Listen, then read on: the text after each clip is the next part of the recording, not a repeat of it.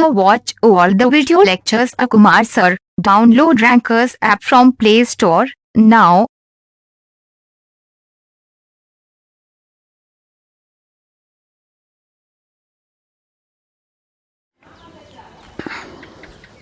Hello बच्चों, स्वागत है आपका रैंकर्स के ऑनलाइन स्टडी में। आज हम लोग इलेक्ट्रोकेमिस्ट्री चैप्टर का थर्ड लेक्चर स्टार्ट करने वाले हैं और सेकंड लेक्चर में हम आपको एक क्वेश्चन पर छोड़े थे और बहुत सारे बच्चों ने इस क्वेश्चन को सोल्व करके और मेरे व्हाट्सएप नंबर पर सेंड भी किया है, बट बहुत सारे बच्चे पूछ भी रहे थे कि सर कैसे बनेगा। तो चलो हम लोग आज इस क्वेश्चन को पहले सोल्व करेंगे और उसके बाद हम लोग इस टॉपिक से related, first law of electrolysis से रिलेटेड और भी बहुत सारा क्वेश्चन बनाएंगे। एक बार हम पहले आपको ज़रा कुछ फार्मूला याद दिला दें जो लास्ट क्लास हम लोग डिस्कस किए थे कि हमारे पास कौन कौन सा फार्मूला अवेलेबल है। जैसे हम लोग लास्ट क्लास डिस्कस किए थे कि हमारे पास जो फार्मूला अवेलेबल है फर्स्ट लॉ ऑफ इलेक्ट्रोलाइसिस से रिलेटेड, उसमें हमारे पास एक फार्मूला अवेलेबल है W is equal to ZIT। एक फार्मूला हमारे पास Z का अवेलेबल है E/96,500। इससे हम लोग Z कैलकुलेट कर लेते हैं, क्लियर है ना। और इस तरह से हम जब W को इसमें, Z के वैल्यू को इसमें रखते हैं तो W इज इक्वल टू हम लोग को मिल जाता है क्या, तो हम लोग को मिल जाता है EIT/96,500। इसके बाद हम लोग नंबर ऑफ़ इक्विवेलेंस कैलकुलेट करने का फार्मूला देखे थे और number of equivalents is equal to formula हम लोग देखे थे क्या, बोलो, हम लोग फार्मूला देखे थे N फैक्टर्स इंटू मोल्स, चलेगा। इसके बाद हम लोग इक्विवेलेंट मास कैलकुलेट करने के लिए फार्मूला देखे थे कि उसको जो हमारे पास इक्विवेलेंट आएगा उसको मास में कैसे कन्वर्ट करेंगे। तो इक्विवेलेंट मास के लिए हम लोगों ने जो फार्मूला देखा था वो हमारे पास था molar mass by N factor. और वैसे इक्विवेलेंट मास के लिए आपको और भी फार्मूला पता है, या फिर नंबर ऑफ़ इक्विवेलेंट के लिए भी आपको एक और फार्मूला पता है। तो नंबर ऑफ़ इक्विवेलेंट के लिए हम लोग क्या यूज करते हैं, तो नंबर ऑफ़ इक्विवेलेंट के लिए हम लोग given mass by equivalent mass का भी यूज करते हैं। ये इतना फार्मूला हमारे पास था, एक दो और भी था। उन सारे फार्मूला को अभी जब हम लोग लेक्चर को आगे बढ़ाएंगे, जैसे जैसे क्वेश्चन मिलते जाएगा वैसे वैसे यूज करते जाएंगे। सबसे पहले हम लास्ट क्लास के क्वेश्चन पर आते हैं। हमारे पास क्वेश्चन है कि calculate the weight of sodium and volume of chlorine gas at 1 atm and 273 Kelvin by passing a current of 9.6 ampere in 1000 second during electrolysis of molten NaCl। सबसे बड़ी बात, molten NaCl का इलेक्ट्रोलाइसिस हो रहा, aqueous NaCl नहीं है। अच्छा बात है।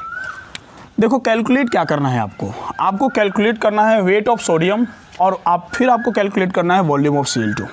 बहुत सारे बच्चे वेट ऑफ सोडियम कैलकुलेट करके और वॉल्यूम ऑफ Cl2 में फंस गए। तो आज आपका प्रॉब्लम अभी दूर हो जाएगा, इसलिए टेंशन नहीं लेना है।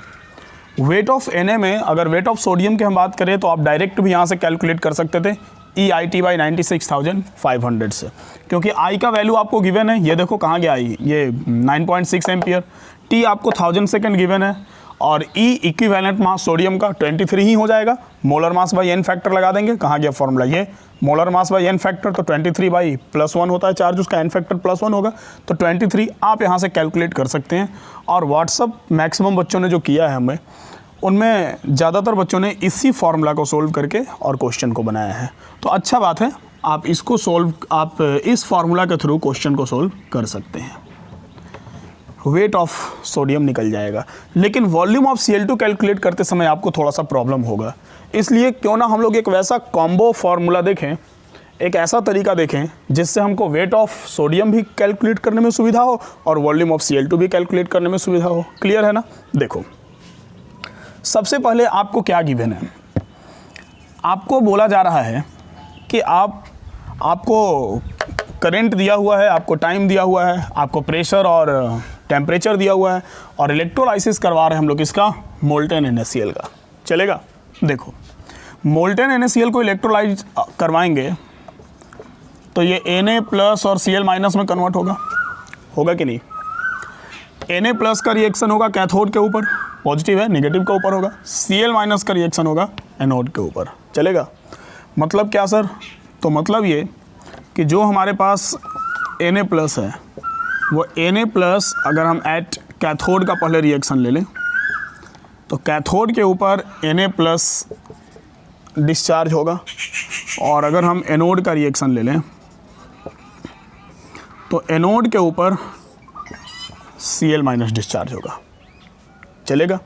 वैसे आपको केस Cl2 का बोला जा रहा, Cl2 गैस कोई मतलब नहीं है, आप 2Cl- लेकर Cl2 गैस ले सकते हैं, 2 इलेक्ट्रॉन रिलीज करवा सकते हैं। क्लियर है, क्योंकि आप ये कंसेप्ट जानते हैं कि 1 Faraday is equal to 1 equivalent होता है, 2 Faraday is equal to 2 equivalent होता है।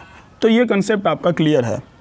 तो कैथोड का ये रिएक्शन होगा और एनोड का ये रिएक्शन होगा। एक बात समझो, क्या समझे सर? आपके पास एक पॉजिटिव चार्ज है, एक नेगेटिव चार्ज है, रेशियो बिल्कुल इक्वल है। एक क्लोरीन 1 इलेक्ट्रॉन लॉस करेगा, एक सोडियम 1 इलेक्ट्रॉन गेन करेगा। क्लियर है ना? मतलब चार्ज इक्वल है। तो जब चार्ज इक्वल होगा, जितना चार्ज कैथोड के ऊपर होगा उतना ही चार्ज एनोड के ऊपर होगा। जब दोनों से चार्ज इक्वल पास करेगा तो नंबर ऑफ इक्विवेलेंट भी क्या होगा? इक्वल होगा। लास्ट क्लास हम लोग ये बात कर चुके हैं। चलेगा। कहने का ये मतलब है कि हम बोल सकते हैं, क्या बोल सकते हैं सर? तो हम बोल सकते हैं कि इक्विवेलेंट ऑफ, थोड़ा शॉर्ट में लिखते हैं, equivalent of sodium is equal to equivalent of chlorine. चलेगा। क्लोरीन का इक्विवेलेंट और सोडियम का इक्विवेलेंट दोनों क्या हो जाएगा? दोनों इक्वल होगा, क्योंकि चार्ज कैथोड और एनोड दोनों पर बिल्कुल सेम है। चार्ज जब सेम होता है 1 Faraday is equal to 1 equivalent होता है किसी के लिए भी। तो चार्ज सेम होगा तो नंबर ऑफ इक्विवेलेंट भी क्या होगा? सेम होगा। अब आप एक काम करो, क्या काम करें सर? आप नंबर ऑफ इक्विवेलेंट ही निकाल लो। यहाँ से इक्विवेलेंट आप आसानी से निकाल सकते हैं। कैसे निकाल सकते हैं सर? देखो, इक्विवेलेंट निकालने के लिए हम आपको एक ऐसा तरीका बताते हैं जिससे आप मास भी कैलकुलेट कर लेंगे सोडियम का और क्लोरीन का वॉल्यूम भी कैलकुलेट करने में आपको सुविधा होगा। ठीक है। अभी इन फार्मूलाज को हम यहाँ यूज करते हैं, उसके बाद इसको हम मिटा देंगे क्योंकि स्पेस का ज़रूरत पड़ेगा। देखो, आपके पास फार्मूला क्या है? तो फार्मूला आपके पास W is equal to EIT/96500। आपके पास फार्मूला है W is equal to EIT/96,500। मतलब अगर हम W/E करें तो ये हो जाएगा IT/96,500 होगा। और W/E क्या होता है? तो W/E नंबर ऑफ इक्विवेलेंट होता है। वैसे नंबर ऑफ इक्विवेलेंट का 2 फार्मूला है आपके पास, n फैक्टर इंटू मोल्स, दोनों चलेगा। ठीक है। जब जहाँ जैसा ज़रूरत पड़ेगा वैसा यूज करेंगे। तो हमारे पास number of equivalent equal to W/E होता है, मतलब ये नंबर ऑफ इक्विवेलेंट हो गया। यहाँ एक फार्मूला और मिल गया नंबर ऑफ इक्विवेलेंट का। चलो यहाँ से नंबर ऑफ इक्विवेलेंट कैलकुलेट कर लें। ठीक है। अब हम इस फार्मूला को मिटा दे रहे हैं क्योंकि इसका ज़रूरत अभी आपको नहीं है और हमको जगह का ज़रूरत है।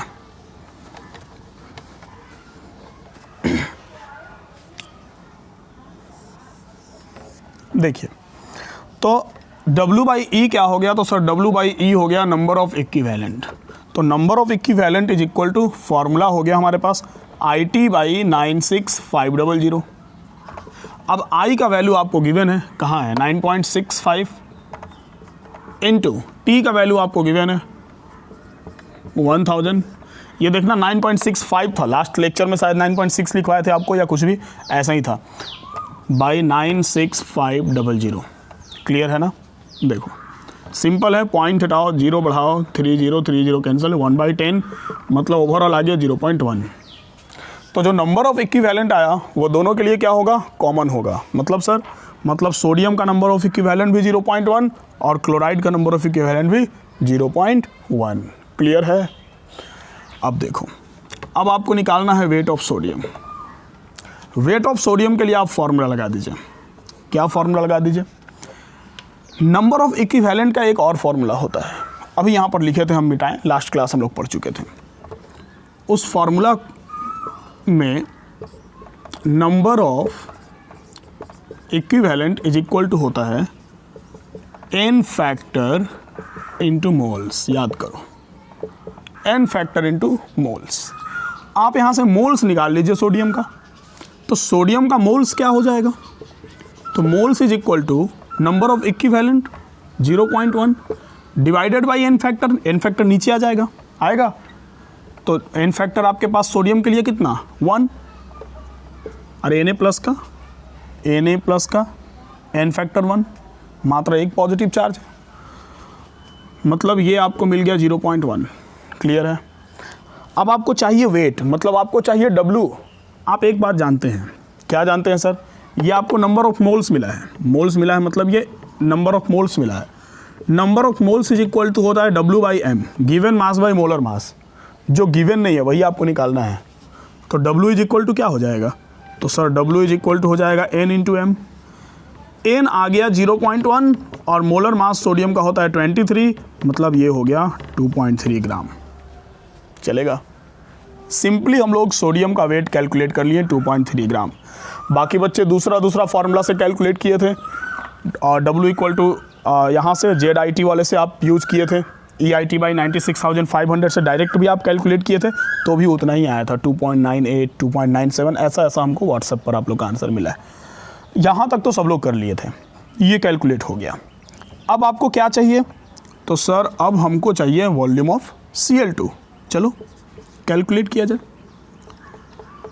Volume of Cl2। फिर से फॉर्मूला लगा दो यही वाला, number of equivalent is equal to n factor into moles. Moles निकाल लो, moles is equal to number of equivalent by n factor. Number of equivalent कितना? तो सर 0.1, जो सोडियम के लिए है वही क्लोराइड के लिए है, और n फैक्टर क्लोरीन का कितना होगा? तो सर 2 होगा। कैसे 2 होगा? Cl2 के बारे में आपसे पूछा जा रहा, तो एक क्लोरीन का n फैक्टर 1 है। कहाँ गया क्लोरीन? ये देखो लिखे हैं Cl माइनस, तो 1 Cl माइनस का 1 है, तो Cl2 के लिए कितना हो जाएगा? 2 नेगेटिव, मतलब ओवरऑल 2। हमको प्लस या माइनस से मतलब नहीं होता है, n फैक्टर में हम लोग सिर्फ उस वैल्यू को लेते हैं। तो 0.1/2 मतलब हो गया 0.05 मोल्स। चलेगा। अब याद करो, क्या याद करें sir? At STP any gas occupy 1 mole of any gas, ऐसा बोल सकते हैं। देखो हम लिखते नहीं हैं, सुन लो, ठीक है। STP पर कोई भी गैस अगर 1 मोल होता है तो एवोगाद्रो के अकॉर्डिंग वो 22.4 लीटर का वॉल्यूम ऑक्यूपाई करता है, आप ये जानते हैं।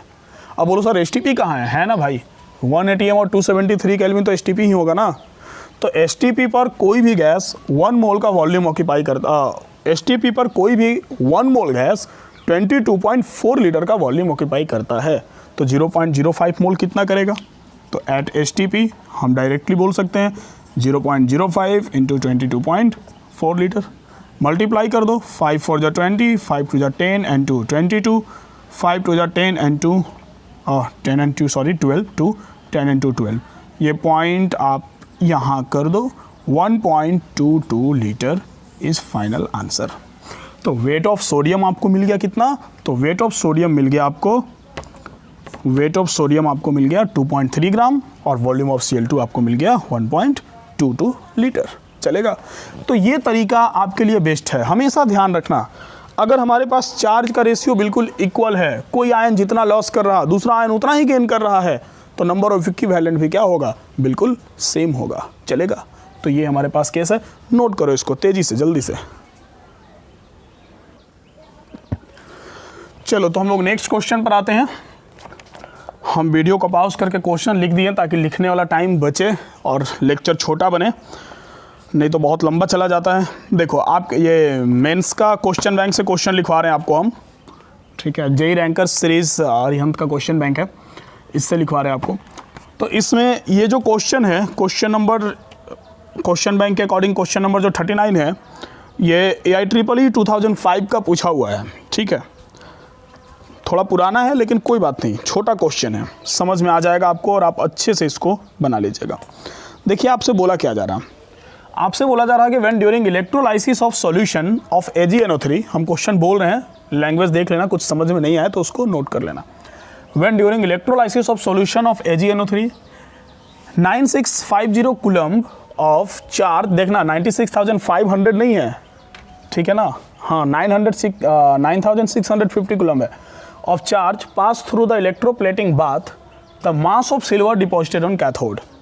मतलब आपके पास AgNO3 है,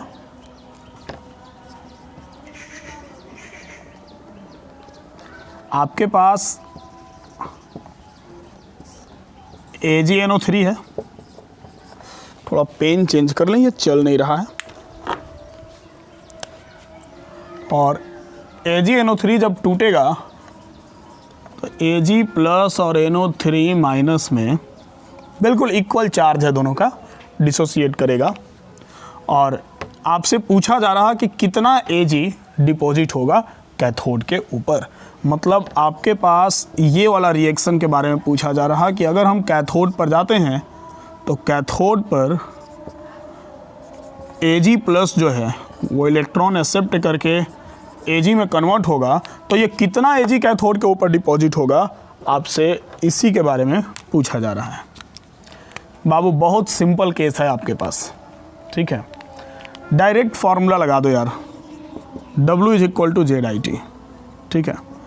I T is equal to Q होता है और क्यू दिया हुआ है, चार्ज दिया हुआ है, मतलब आई और टी अलग अलग नहीं दिया हुआ है, तो कोई बात नहीं sir. W is equal to क्या हो गया, जेड क्यू, ठीक है। जेड का वैल्यू नहीं दिया हुआ है, कोई मतलब नहीं है। W is equal to E by 96,500 into Q, clear है, कर सकते हैं ना। जेड का value E I T by 96,500 होता है, तो ई आई टी की जगह हम क्यू लेकर चल रहे हैं। इक्विवेलेंट मास ऑफ सोडियम क्या हो जाएगा, molar mass by N factor, sodium है सॉरी सिल्वर का equivalent mass molar mass by N factor. Molar mass इसका 108 होता है और एन फैक्टर 1 है, चार्ज 1 है, तो 108 ही रह गया। मतलब 108 डिवाइडेड बाई 96500 इंटू क्यू दिया हुआ है आपको 9650, ये वाला। इतना सिंपल वे में ये कैंसिल हो गया 10 टाइम्स में और आपके पास आंसर आ गया 10.8 gram. That means option number B is correct. चलेगा, क्वेश्चन में बिल्कुल दम ही नहीं है। ऐसा क्वेश्चन अगर कंपटीशन में दिया जाए तो वो कंपटीशन को बढ़ाने का काम करता है, क्योंकि ये सब तो सब बना लेता है, ठीक है।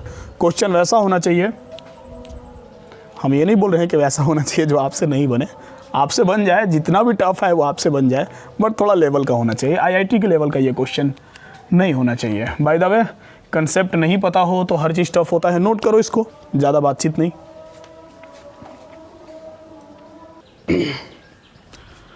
तो ये है आपके पास नेक्स्ट क्वेश्चन।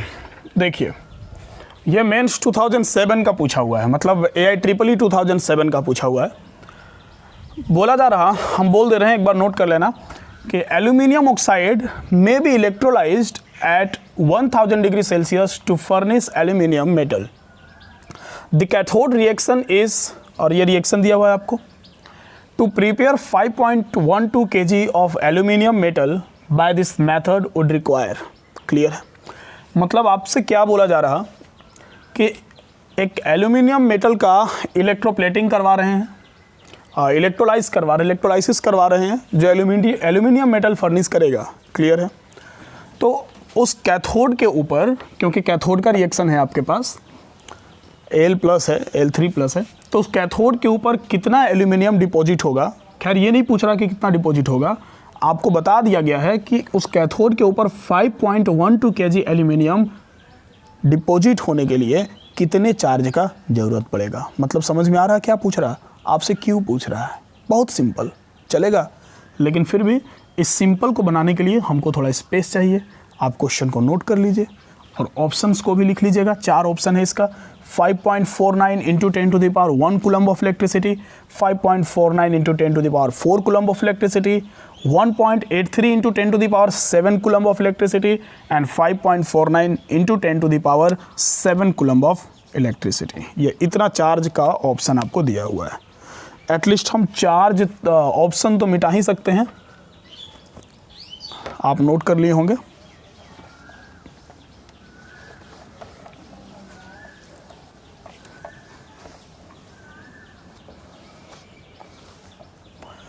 इतना में उम्मीद करते हैं हो जाना चाहिए। चलो इसको 2 भाग में बांट दें, इधर और उधर पढ़ेंगे।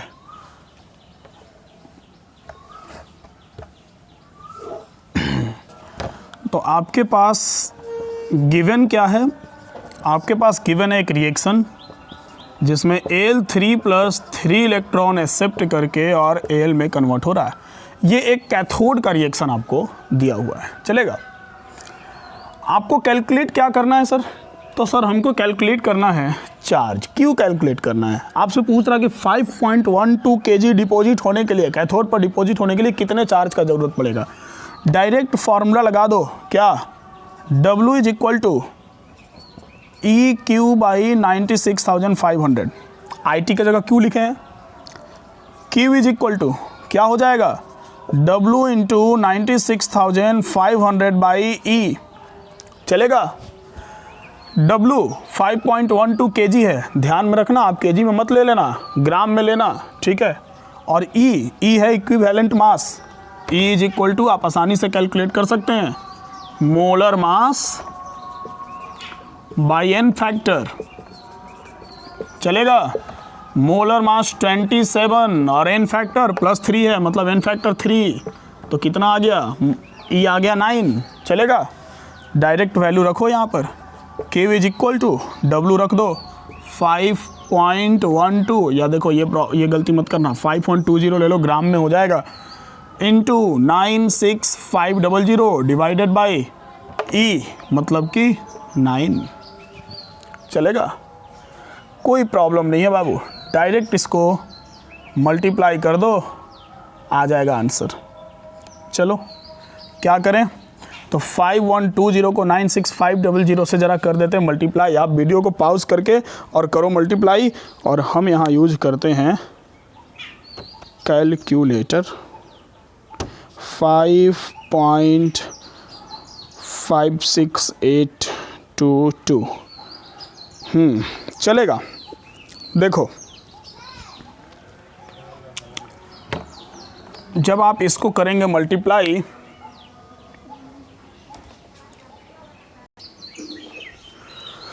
तो इसको कैलकुलेट करने के बाद आया 494080, और यहाँ से 1 2 3 0 0 0 डिवाइडेड बाई 9। अब यार 9 से इसको डिवाइड कर दो, सिर्फ मैथमेटिक्स का कैलकुलेशन है। तो 9 से ये कितने टाइम्स में? 5 टाइम्स में 45, 4 पर 4 आया, 4 टाइम्स में 36, 8 बचेगा, 0 आएगा 8 पर 0 आया, तो कितने? 9 8 जा 72, फिर बचा कितना? 8 पर 8 आया, 9 9 जा 81, तो 7 बच गया, 0 आया, 7 टाइम्स में 63, फिर 0 आया, 63, 7, फिर आ जाएगा 7। ये वही चला आएगा, देख लेना कैलकुलेट करके। मतलब ये हो गया क्या? यही है आपका फाइनल आंसर इन कूलम। इतना चार्ज लगेगा, एक बार आंसर से मैच करा लो, ठीक है। आंसर से मैच कराएं तो सर इसमें से कोई भी ऑप्शन नहीं है, बिल्कुल है, पॉइंट में दिया हुआ है। 5.49 इंटू 10⁻7 आ जाएगा 1 2 3 4 5 6 7। 5.49 into 10⁻7 coulomb, this is final answer. चलेगा? नोट कर लो इसको। इसके बाद आते हैं हम लोग नेक्स्ट क्वेश्चन में। इजी क्वेश्चन था, कैलकुलेशन थोड़ा ज़्यादा था, नोट करो।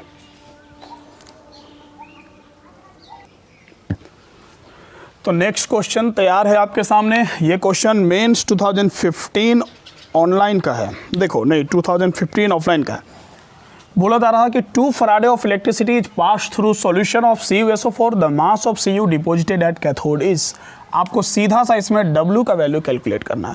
देखो ये नहीं देखना है कि सर क्वेश्चन इजी है, मेंस में इतना इजी पूछा है, बाबू बनाने आना चाहिए, ठीक है ना। और कंसेप्ट क्लियर है तो सब क्वेश्चन आसान लगेगा, वैसे तो इजी है भी ये। आपसे डायरेक्ट क्या पूछ रहा, कितना मास कैथोड के ऊपर डिपॉजिट होगा? तो भाई साहब आपके पास Cu है, Cu का वैलेंसी +2 होता है, N फैक्टर 2 होगा, मतलब कैथोड के ऊपर रिएक्शन जो है वो ये वाला है। ओवरऑल अगर हम रिएक्शन की बात करें कि कैथोड के ऊपर कौन सा रिएक्शन है, तो एट कैथोड ये वाला रिएक्शन हो रहा है, ठीक है। अब सिंपली फॉर्मूला लगा दो, W इज इक्वल टू क्या? ZIT की लगा के कोई फ़ायदा नहीं, Z कैलकुलेट करना पड़ेगा, तो लगा दो EIT। IT का वैल्यू आपको दिया हुआ है 2 फराडे दिया हुआ है, तो EQ लगाओ, ठीक है, चार्ज दिया हुआ है, बाई 96,500।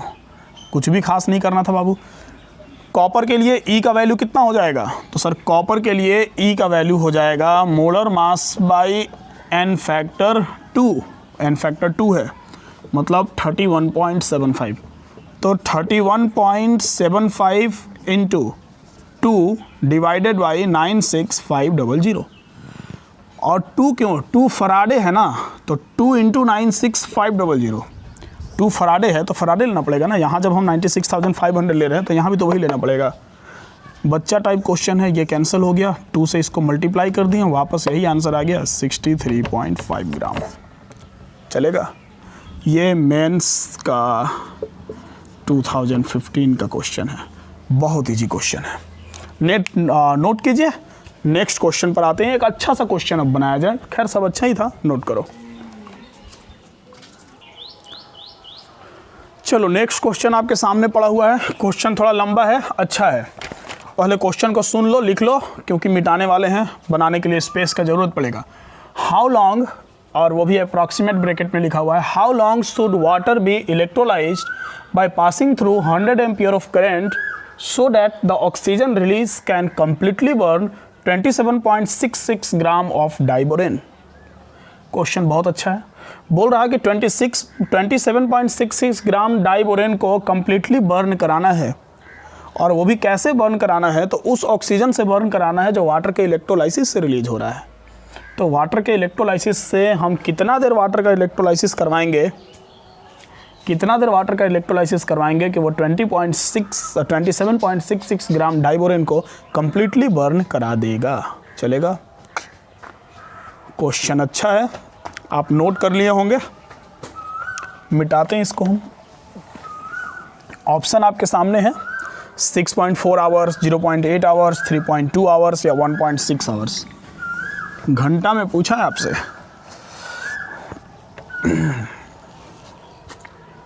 चलो बनाया जाए। क्वेश्चन मिटा दिए हैं, थोड़ा डेटा लिखने का ज़रूरत पड़ेगा। क्या क्या गिवन है हम लिख लें, उसके बाद सब इजी हो जाएगा। तो आपके पास गिवन है, करंट का वैल्यू गिवन है 100 एम्पियर। उसके बाद आपको गिवन है, क्या गिवन है, मास दिया हुआ है, W दिया हुआ है, किसका, डाइबोरेन का, 27.66 ग्राम। चलेगा। और आपको क्या गिवन है, और कुछ भी गिवन नहीं है। अब पूछ रहा कि वाटर का इलेक्ट्रोलाइसिस से कितना देर में ऑक्सीजन निकालेंगे जो 27.66 ग्राम को कंप्लीटली बर्न करा देगा। देखो एक काम करो, डाइबोरेन है आपके पास, डाइबोरेन समझ रहे हैं ना, B2H6 है। डाइबोरेन का मतलब B2H6 होता है। अभी लास्ट आप लोग 11th क्लास का जब पढ़े होंगे पी ब्लॉक एलिमेंट, वहाँ आपको ये सब मिला था। एक काम करो बाबू, सबसे पहला काम करो कि आप यहाँ से नंबर ऑफ मोल्स निकाल लीजिए। थोड़ा क्वेश्चन को अलग तरीके से सोल्व करना पड़ेगा। देखो मेंस का क्वेश्चन है, और ये क्वेश्चन है कब का, तो रिसेंट ईयर का क्वेश्चन है, ये 2018 का क्वेश्चन है। ठीक है, ये देखो दिखा रहे तुमको हम, ये देखो, ये दिखा, ये देखो क्वेश्चन 2018 का, ये 2018 का क्वेश्चन है, देख लो, लिख लिया। तो देख लिया आप। तो ये हमारे पास केस है। सबसे पहले नंबर ऑफ मोल्स निकाल लो। तो number of moles is equal to क्या हो जाएगा, ये given mass by molar mass. भाई B2H6 का मोलर मास कितना होगा, तो गिवन मास तो 27.66 है, बाकी B2H6 का मोलर मास निकाल लो। बोरोन का होता है 10.8 इंटू 2 है, और प्लस 6 कर दो, हो जाएगा। मतलब क्या, तो सर मतलब ये कि ये 27.66 डिवाइडेड बाई 8 टू जा 16 का 6 हो गया, 0 से किए 1, 2 1 जा 2,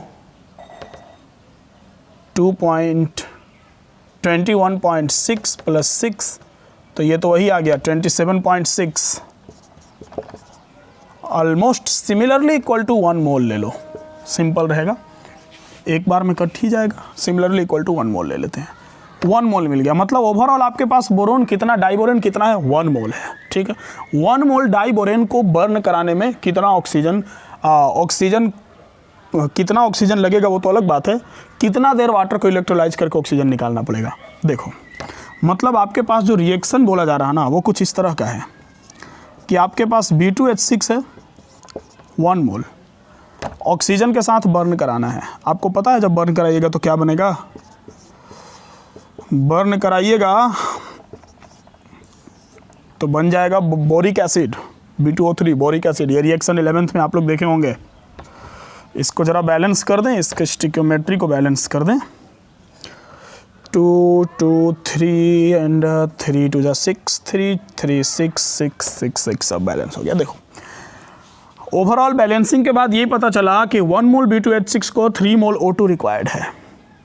ठीक है, तो हमको वाटर को इलेक्ट्रोलाइज करके कम से कम 3 मोल O2 निकालना पड़ेगा।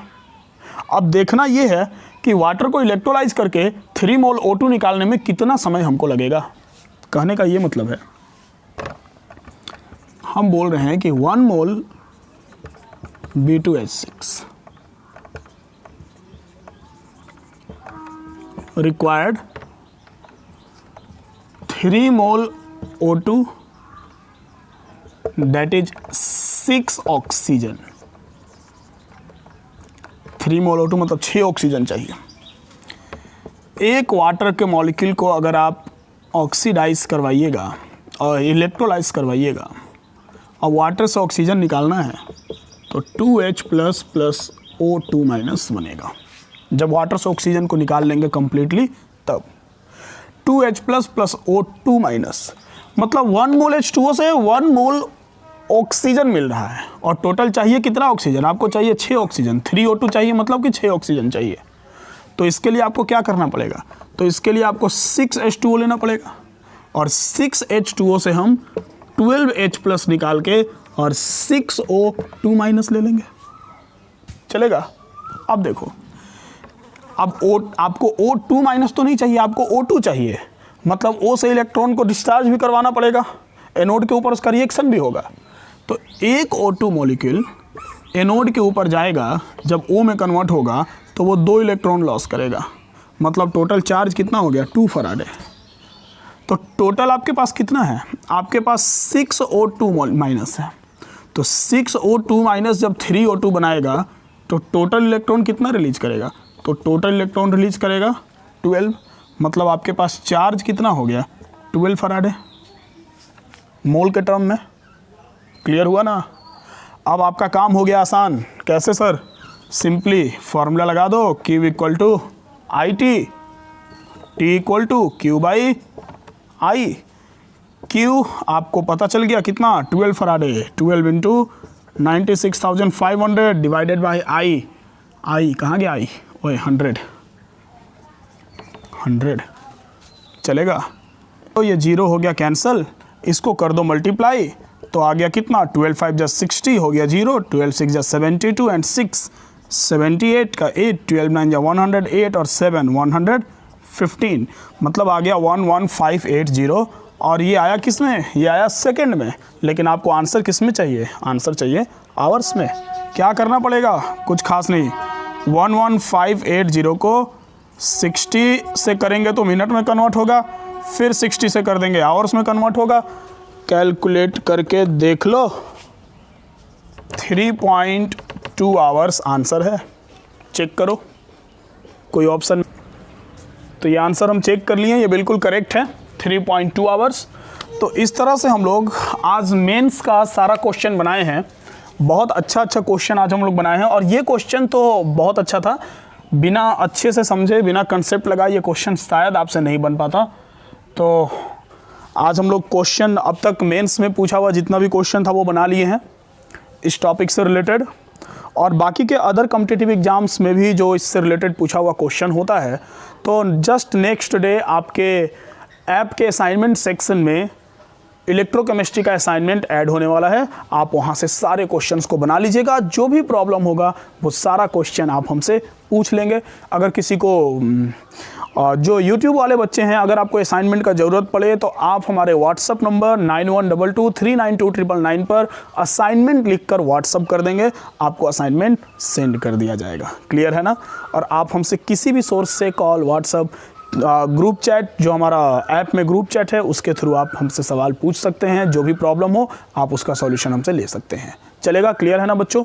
तो ये हमारा आज का सेशन यहीं ऑफ होता है और नेक्स्ट जो लेक्चर होगा हम लोग का, that next lecture is related to Faraday's second law of electrolysis. तो आप नेक्स्ट लेक्चर को मिस मत कीजिएगा। और इस लेक्चर के क्वेश्चंस आपको कैसे लगे आप कमेंट सेक्शन में हमको ज़रूर बताइएगा।